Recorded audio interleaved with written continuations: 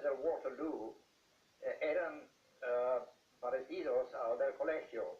Para distinguirlos, el Waterloo tenía los colores azul y marrón oscuro. Y esos son los colores que precisamente de Barcelona. Así es que me extrañaría que no hubiera una relación bastante directa con esos colores. Com hem escoltat, aquesta és la teoria, la hipòtesi defensada per Frederick Whitty, aquest senyor és fill d'un dels primers jugadors i que va ser president del Barcelona, Arthur Whitty. El Waterloo anglès era a prop de l'escola del seu pare, el Merchant Taylors de Crosby, Liverpool.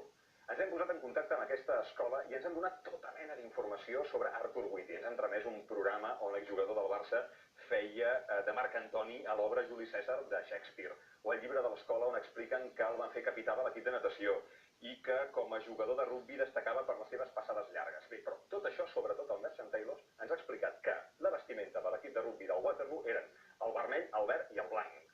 I els equips de la seva escola, del Merchant Taylors, sempre han anat vestits de negre i daurat, i per tant no han usat mai el blau i el grana. O sigui que també caldria reposar aquesta hipòtesi dels colors del Waterloo. I, sisena hipòtesi,